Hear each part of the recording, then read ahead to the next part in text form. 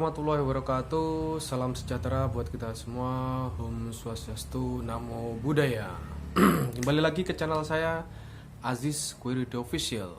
Channel yang bahas tentang informasi-informasi sosial atau bantuan pemerintah, khususnya program Keluarga Harapan dan lainnya. Oke, kembali lagi ke sini ya. Kali ini saya akan membahas tentang bahwa BPNT atau bantuan pangan non tunai atau program sembako ya tahun bulan November 2020 sudah cair, artinya sudah bisa diambil. Nah, seperti itu. Nah, artinya ini berarti para KPM ya, PKH non PKH bisa mengambil di agen masing-masing seperti itu. Nah, sebelum saya lanjutkan, jika Anda suka dengan video ini, bisa langsung like, tombol di bawah ya. Jika masih bingung atau mau berbagi informasi, bisa langsung komen di bawah. Dan jika sudah bergabung, belum bergabung ya, bisa langsung subscribe dan nyalakan tombol loncengnya seperti itu. Baik, kali ini saya lebih menekankan seperti ini bahwa bantuan pangan non tunai atau program sembako sudah cair ya di berbagai daerah juga. Mungkin ada beberapa yang masih menyusul ya, kira-kira karena memang biasanya minggu kedua atau minggu ketiga yang paling jelas jadwalnya ya. Tapi sekarang sudah mulai beberapa persen hampir sudah menyalurkan bantuan pangan non tunai bulan November tahun 2020. Nah, yang saya tekankan di sini bahwa pastikan empat item ini atau empat macam ini itu masuk dalam bantuan pangan non tunai yang Anda terima masing-masing Bu KPM ya. Jangan sampai ada salah satu tidak masuk dalam pemberian bantuan ini. Nah, bahwa bantuan ini lumayan besar ya. Pada awal dulu memang program sembako atau BNT itu hanya 110.000, kemudian tahun 2020 naik menjadi 150 ya. Dan kemudian karena ada pandemi COVID-19, itu BPNT naik menjadi 200.000 per bulan. Nah, lumayan banyak ya. Sehingga penamaannya menjadi program sembako.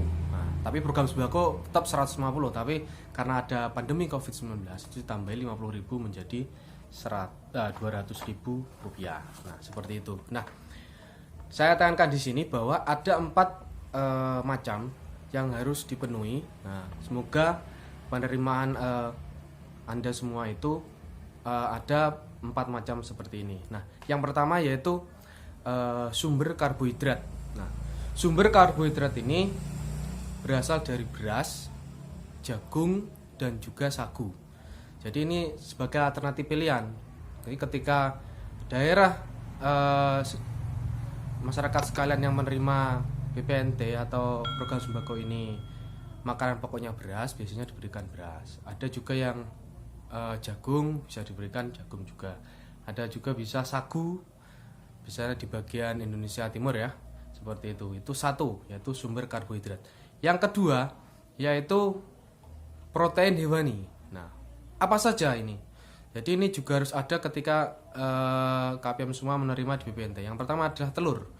Jadi telur itu sebagai pilihan juga sebagai protein hewani. Yang kedua adalah daging ayam. Ada juga daging sapi. Ada juga ikan segar seperti itu. Jadi ini sebagai pilihan salah satu saja yang ada dalam pencairan BPNT selain sumber karbohidrat tadi. Itu ada apa? Telur, daging ayam, daging sapi, dan ikan segar. Itu salah satunya bisa. Terus yang ketiga, yang ketiga ini ada namanya sumber protein nabati. Nah, itu apa saja? Sumber protein nabati itu biasanya berasal dari kacang-kacangan. Nah, apa saja kacang-kacangan? Mungkin sudah mengetahui ya. Ya, sebangsa kacang-kacangan. Ada juga tempe, ada juga tahu. Jadi itu sebagai macam yang ketiga. Nah, ada sumber protein nabati. Terus yang keempat itu ada sumber vitamin dan mineral. Nah, dia ada 4 macam ya. Nah, tadi sudah saya sebutkan 3 ya. Yang keempat yaitu sumber vitamin dan mineral. Apa saja? Yaitu adalah sayur mayur. Yang kedua adalah buah-buahan. Berarti sayur mayur ya bisa buah bayam, sawi ataupun lainnya ya. Itu bisa masuk dalam macam ini. Dan juga buah-buahan sebagai satu alternatif pilihan yang menjadi anggota dari sumber vitamin dan juga mineral. Jadi ada 4 ya. Saya tekan lagi bahwa ada 1 yang harus diterima, yaitu sumber karbohidrat, yang kedua protein hewani, yang ketiga adalah sumber protein nabati, dan yang keempat adalah sumber vitamin dan mineral. Nah, seperti itu. Jadi ada 4 yang harus dipenuhi ketika menerima BPNT bulan November 2020, seperti itu. Jadi ada perbedaan. Jika dulu itu memang hanya sebagai sumber protein hewani sama sumber karbohidrat. Ketika jumlah penerima yang diterima waktu dulu ya itu cuma 110, jadi cuma hanya menerima beras dan juga menerima telur dan sebagainya. Itu hanya 2 macam. Tapi ketika sekarang sebagai sumber sekarang karena berubah menjadi program sembako dan juga ditambah dengan bantuan COVID-19, itu menjadi 4 macam ini harus dipenuhi atau disalurkan oleh agen maupun e-warung yang bekerja sama dengan bank, penyalur dan juga supplier ya. Jadi karena memang KKS-nya berbeda, ada 4 ya. Ada 4 berapa ya? Ada BNI, BRI, Mandiri, BTN juga. Ada 4 ya. Ada 4 ini yang menyalurkan BPNT. Jadi 4 bank ini tetap memiliki agen masing-masing. Jadi mungkin itu yang dipastikan. Jadi Anda pastikan, Anda cek diterima jelas. Jadi 4 macam ini harus dipenuhi seperti itu. Jadi tinggal alternatif yang saya sebutkan tadi itu yang keempat ini harus dipenuhi dengan wajib. Nah, saya juga ada tips seperti ini ketika untuk terakhir ya, ada tips juga. Ada 2 tips. Yang pertama adalah ketika pergi ke agen, itu berarti Anda cek dulu bahwa AKS, dicek dulu ada saldonya enggak. Nah, jika tidak ada nanti mungkin bisa dilakukan ke pendamping TKSK satu kenyampatan 1 ya. Kalau jika ada berarti sudah. Setelah itu kedua cek print ya, di print itu artinya sudah mencapai pengambilan.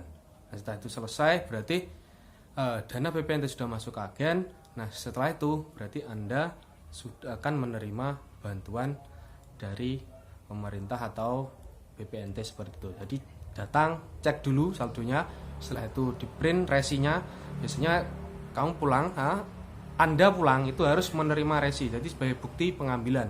Jangan sampai tidak menerima itu, karena itu dimasukkan ke dalam mesin pencetak atau EDC yang biasanya dimiliki oleh agen masing-masing seperti itu.